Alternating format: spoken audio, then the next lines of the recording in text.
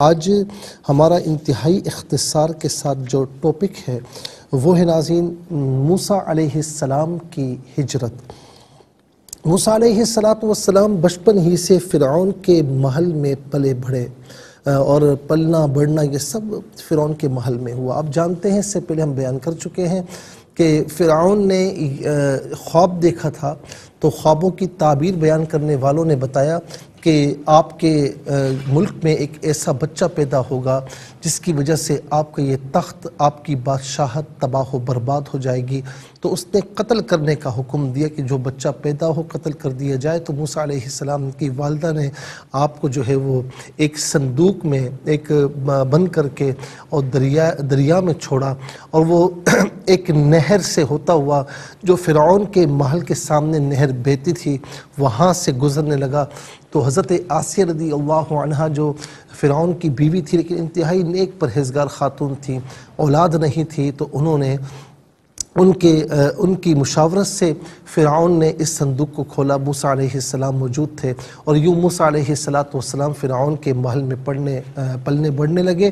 اور ناظرین، دودھ کے لیے بھی آپ جو ہے کسی کا دودھ نوش نہیں فرماتے، یہاں تک کہ آپ کی بہن دیکھنے کے لیے آئی اور پھر اس نے کہا کہ میں ایک ایسی عورت کو جانتی ہوں کہ ہو سکتا ہے کہ یہ دودھ پی لے۔ پھر آپ کی والدہ محترمہ تشریف لائیں تو آپ نے ان کا دودھ نوش فرمایا۔ یوں اللہ رب العالمین نے آپ کو ایک مرتبہ پھر کچھ عرصے کے بعد اپنی والدہ سے ملا لیا۔ اب جوان ہو گئے تو فرعون اور اس کی قوم قبطیوں کے مظالم دیکھ کر بیزار ہو گئے اور فرعونیوں کے خلاف آواز بلند کرنے لگے۔ اس پر فرعون اور اس کی قوم جو قبطی کہلاتے تھے آپ کے دشمن بن گئے، اور آپ فرعون کا محل بلکہ اس کا شہر چھوڑ کر اطراف میں چھپ کر رہنے لگے۔ ایک دن جب شہر والے دوپہر میں قیلولہ کر رہے تھے، آپ چپکے سے شہر میں داخل ہو گئے، اور اس کا شہر کا نام منف تھا جو مصر کی حدود میں واقع تھا۔ ناظرین، اس کا اصل نام مافا تھا، اور پھر اس کے بعد بعض کا قول ہے کہ یہ شہر عین الشمس تھا، اور بعض مفسرین نے کہا کہ یہ شہر حامین تھا جو مصر سے کچھ دور تھا۔ جب آپ شہر میں پہنچے تو یہ دیکھا کہ ایک شخص آپ کی قوم کا اسرائیلی اور ایک شخص فرعون کی قوم کا قبطی دونوں لڑ جھگڑ رہے ہیں۔ اسرائیلی نے موسیٰ علیہ السلام سے فریاد کر کے مدد مانگی۔ اس پر موسیٰ علیہ السلام چونکہ قبطی ناحق تھا، ظلم کر رہا تھا، اسے گھونسا مارا جس سے اس کا دم نکل گیا۔ اس پر آپ کو بہت افسوس ہوا اور اللہ کی بارگاہ میں آپ نے بہت استغفار کیا۔ فرعون کی قوم کے لوگوں نے فرعون کو اطلاع دی کہ کسی اسرائیلی نے ہمارے ایک قبطی کو مار ڈالا ہے۔ اس پر فرعون نے قاتل اور گواہوں کو تلاش کرنے کا حکم دیا۔ فرعونی چاروں طرف گشت کرتے پھرتے تھے مگر کوئی سراغ نہیں ملتا تھا۔ رات بھر صبح تک موسیٰ علیہ السلام فکر مند رہے کہ خدا جانے اس قبطی کے مارے جانے کا کیا نتیجہ نکلے گا اور اس کی قوم کے لوگ کیا کریں گے۔ جب موسیٰ علیہ السلام دوسرا روز تھا، پھر ایسا اتفاق پیش آیا کہ وہی اسرائیلی جس نے ایک دن پہلے آپ سے مدد طلب کی تھی آج پھر ایک فرعونی سے لڑ رہا تھا۔ آپ نے اسرائیلی کو ڈانٹا کہ تو روز روز لوگوں سے لڑتا ہے، اپنے کو بھی پریشانی میں ڈالتا ہے اور اپنے مددگاروں کو بھی فکر میں مبتلا کرتا ہے۔ لیکن پھر موسیٰ علیہ السلام کو اسرائیلی پر رحم آ گیا۔ آپ نے چاہا کہ اس کو فرعونی کے ظلم سے بچائیں تو فرعونی بولا، اے موسیٰ، کیا تم مجھے بھی ایسے ہی قتل کرنا چاہتے ہو جیسا کہ کل تم نے ایک آدمی کو مارا تھا؟ کیا تم یہی چاہتے ہو کہ زمین میں سخت گیر بنو اور اصلاح چاہتے ہی نہیں؟ اتنے میں شہر کے کنارے سے ایک آدمی دوڑتا ہوا آیا اور یہ خبر دی کہ دربار فرعون کی قبطی آپس میں آپ کے قتل کا مشورہ کر رہے ہیں، لہٰذا آپ شہر سے نکل جائیے، میں آپ کا خیر خواہ ہوں۔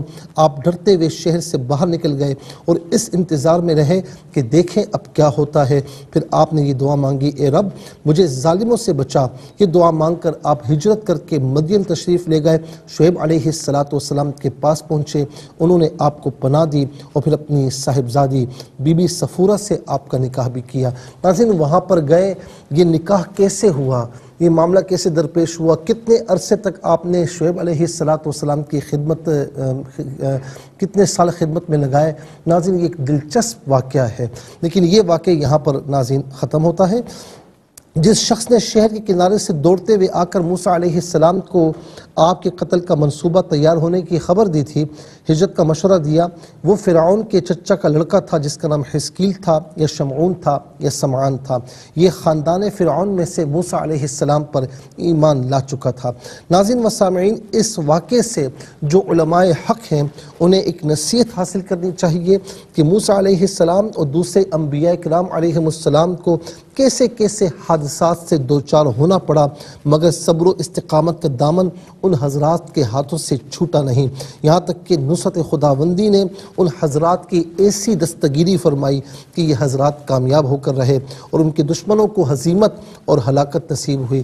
ناظرین و سامعین، اب دیکھیں کہ اس میں جو راہ حق میں مبلغین ہیں، جو علماء حق ہیں، جو مفتیان حق ہیں، جب وہ دین کی راہوں پر قدم رکھتے ہیں تو قدم قدم پر مصیبتیں تیار ہوتی ہیں، قدم قدم پر مصائب و علام ہوتے ہیں، لیکن یہ کسی سے ڈرتے نہیں اللہ کے سوا، کسی کے سامنے جھکتے نہیں مگر اللہ کے سامنے جھکتے ہیں، استقامت کا پہاڑ بن کر کھڑے ہو جاتے ہیں، اور پھر ناظرین ایک وقت آتا ہے کہ نصرت و فتح ان کے قدم چومتی ہے اور اللہ رب العالمین ان کو دشمنوں کو شکست سے دوچار فرماتا ہے۔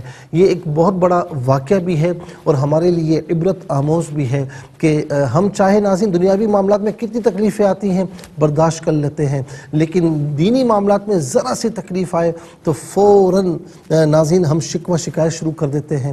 ہمیں ایسا نہیں کرنا چاہیے، انتظار کرنا چاہیے، صبر و استقامت کا دامن ہاتھ سے نہیں چھوڑنا چاہیے۔